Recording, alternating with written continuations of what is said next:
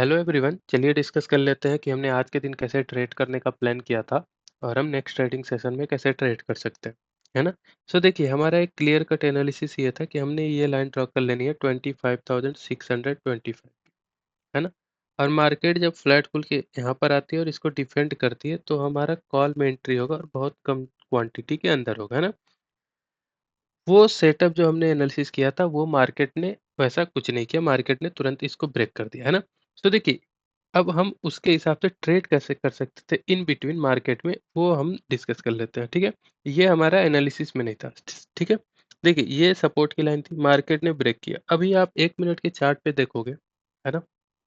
1 minute के chart पे मैं आपको दिखाता हूँ।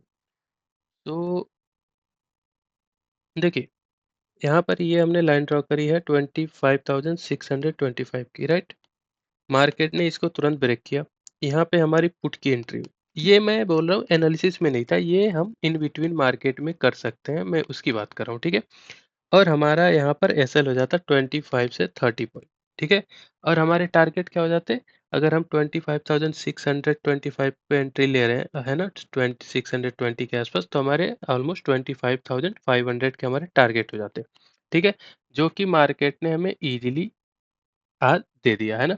तो ये आज के दिन हमारा एक बहुत अच्छा ट्रेड हो सकता था, है ना?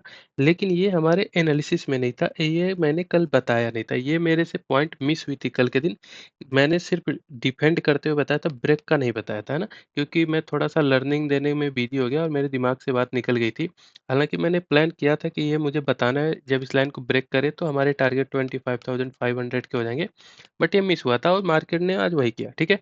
तो अगर आपने इन बिटवीन मार्केट में ये सेटअप देख के ट्रेड लिया होगा तो अच्छी बात है, अगर नहीं लिया तो कोई बात नहीं, है ना? ये बहुत अच्छी ट्रेड रही थी, ठीक है? अच्छा, उसके बाद देखिए, ये जो मार्केट में मूव है ना, ये भी पकड़ा जा सकता है, लेकिन अगर ये आपने नहीं पकड़ा और आपने ये पकड़ा, ठीक है?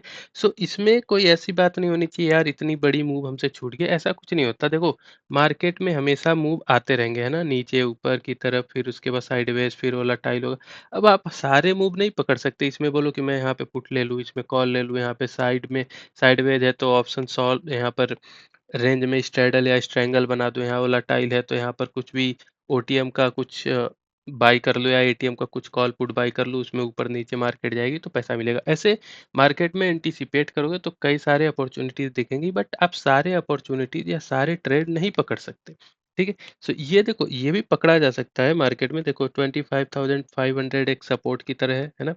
साइकोलॉजिकल नंबर है यहाँ पर, देखो डब्ल्यू पैटर्न यहाँ पर, है ना? यहाँ पे मार्केट ने डब्ल्यू यहाँ पे नीचे आई, फिर ऊपर गया, फिर नीचे आया, फिर यहाँ पर और यहाँ पर एक ब्रेकआउट दिया। तो जब मार्केट 25,525 को क्रॉस करती, तो हमारा एक कॉल में एंट्री हो सकता था। ये भी एक ट्रेड हम ले सकते थे।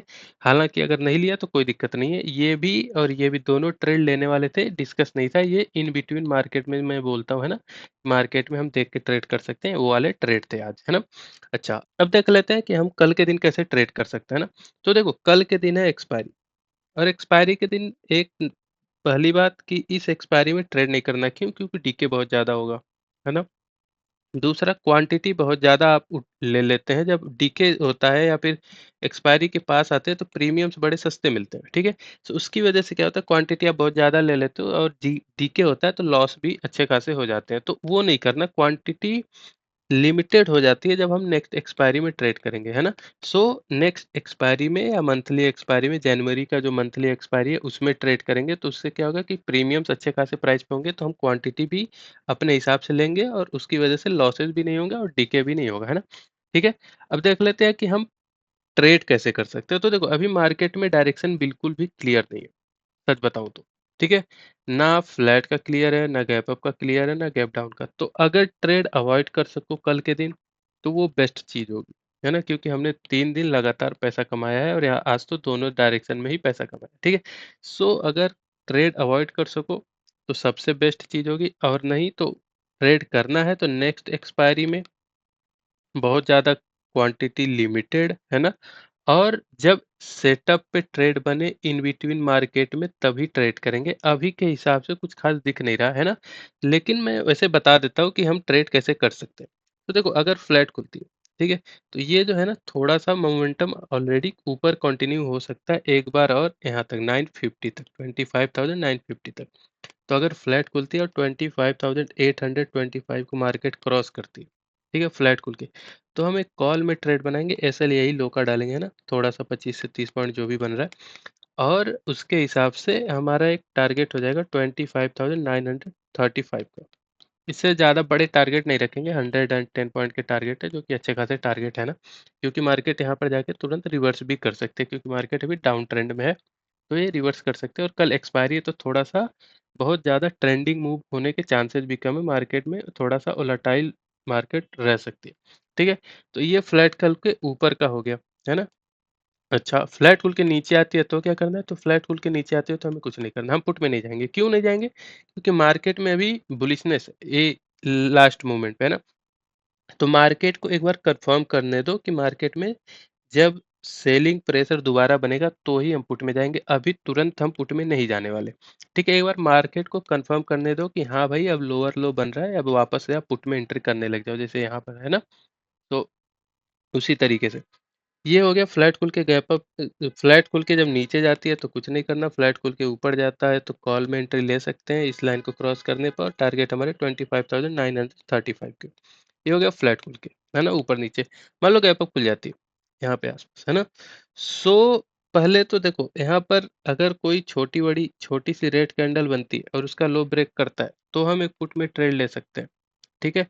और अगर उसका ऐसा लिट हो जाता है तो हम शांति से बैठ जाएँगे। हम फिर मार्केट में देखेंगे कि क्या हो रहा है, वेट एंड वॉच का सिनेरियो हमारा हो जाएगा। क्योंकि देखो गैप अप खुलती है, ये रेजिस्टेंस है ना? और फिर उसके बाद ये लाइनें फिर वापस से सपोर्ट की तरह काम करने लग जाएँगी, तो मार्केट में फिर साइडवेज़ टू वोलेटाइल हो जाएगा। या अगर डिप मारेगी मार्केट तो फिर वापस से बायर्स आएँगे और फिर वापस से साइडवेज़ टू वोलेटाइल हो जाएगा एक्सपायरी की वजह से। तो बेहतर है कि अगर एक बार ट्रेड लिया, ऐसे हिट हो गया तो हम एग्ज़िट करके फिर वेट एंड वॉच करेंगे और मान लो अगर हमने हमारा एसएल हिट नहीं हुआ और हमने एंट्री बना ली तो हमारे टारगेट 25,800 के हो जाएंगे, ठीक है? गैप अप खुल के अगर रेड कैंडल बनाती है या कोई बेयरिश सिग्नल देती है मार्केट और हमने पुट की एंट्री बना ली यहाँ पर, तो हमारे टारगेट 25,800 के हो जाएँगे। ये हो गया गैप अप का पूरा, ठीक है? मान लो गैप डाउन खुल जाती है, किसी नेगेटिव न्यूज़ की वजह से, तो क्या होगा ये जो बायर्स है ना? ये मार्केट में थोड़ा-सा पैनिक में आएँगे, है ना? पैनिक में आएँगे। तो उसकी वजह से क्या होगा कि थोड़ा-सा वोलेटिलिटी शुरुआत में बढ़ेगी, तो थोड़ा-सा हम वेट करेंगे कि हो क्या रहा है और फिर उसके बाद देखेंगे अगर कुछ मिलेगा तो ट्रेड करेंगे वरना कंप्लीटली अवॉइड कर देंगे गैप डाउन को। ठीक है? तो गैप डाउन खुलती है मार्केट तो कंप्लीटली अवॉइड, गैप अप में सिर्फ एक सिनेरियो पुट का ट्राई करेंगे क्वांटिटी कम करके और अगर ऐसे लेट हो जाता है तो उसमें भी फिर कंप्लीटली अवॉइड, है ना? और इधर अगर फ्लैट खुलती है इसके ऊपर निकलती है तो कॉल 25,940 35 के टारगेट हो जाएँगे, फ्लैट खुल के नीचे आती है तो कुछ नहीं करेंगे, है ना? देखो अगर कल के दिन दोबारा बोल रहा हूँ ट्रेड अवॉइड कर सको तो ट्रेड अवॉइड करो क्योंकि मार्केट का डायरेक्शन अभी क्लियर नहीं है। कल के दिन मार्केट को थोड़ा कंफर्म होने दो, थोड़ा मार्केट को देखो कैसे मूव कर रहा है और उसके हिसाब से हम वेडनेसडे को जब नई एक्सपायरी स्टार्ट होगी तो ट्रेड करेंगे। और अगर लेना ही है तो फिर सेटअप पे आए और क्वांटिटी बहुत ज़्यादा कम करके विद स्ट्रिक्ट एसएल ही ट्रेड करेंगे और एक से ज़्यादा ट्रेड नहीं करेंगे या मैक्स टू मैक्स 2 उससे ज़्यादा ट्रेड नहीं लेंगे, है ना? तो ये था आज का एनालिसिस फ्रेंड्स, है ना? मिलते हैं नई वीडियो में नई लर्निंग के साथ। Thank you very much.